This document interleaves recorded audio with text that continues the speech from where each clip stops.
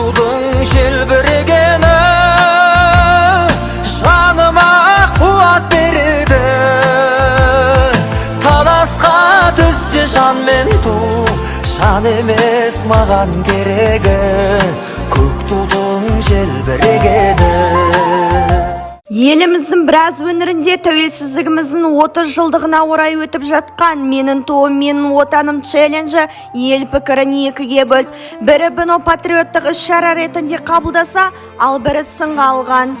Маған өте ұнады, өйткені көптен бері пайдаланбаған, маған белгісіз жағы, яғни рухты көтеретін жақсы бір саяси технологиялық әрекет қазақтың жүрегіне орын алды.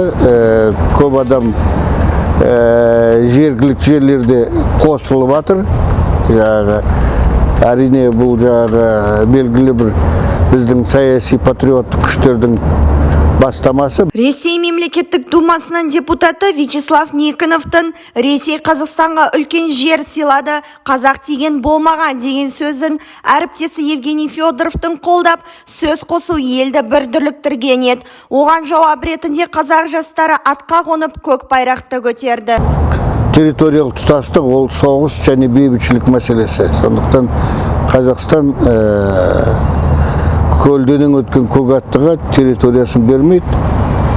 Бұл өте маңызды мәселе. Сондықтан бұндай қоқан-лоққымен бұл мәселе шешілмейді. Жалпы территориялық тұтастық ол ең бір маңызды істердің бірі.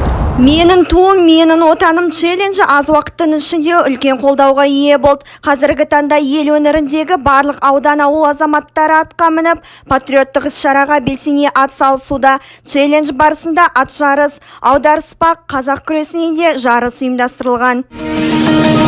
Мен қазақпын, бойымдағы қан қазақ, мен қазақпын, мен шырқайтын ән қазақ. Бір қазақтың бақыты мен бағына, бар жанымен қуанса екен бар қазақ. Мен қазақпын, түрім қазақ, тіл қазақ, мен қазақпын, мен айтатын жыр қазақ. Сүйеу болсын, тіреу болсын мың қазақ, сүрінгенде бүлінгенде бір қазақ.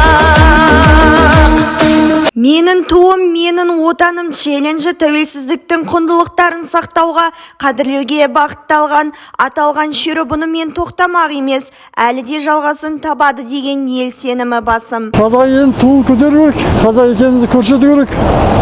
Неге көрсетпеске, неге орыстарды басындырамыз, басқа ұлттарды басындырамыз? Өсті бір рет шығып қойсақ, екі рет шығып қойсақ, басқа елдер көрер, түсінер біздің бар екенімізді, қазақ екенімізді.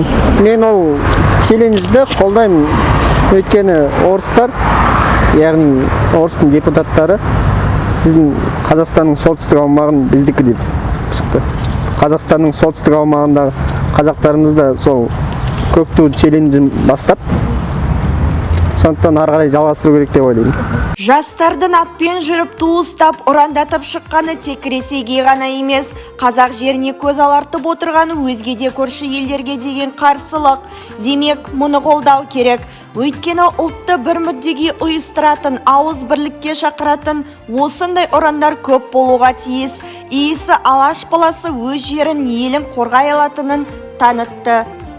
Айша Исатай, Айжан Бүркітбаева, Бифат Елтаева арнайы жас Алаш үшін. Көк тудың желбірегені, бақыттың елжірегені, қиырда қалған қазақтың көзінің мөлдірегені.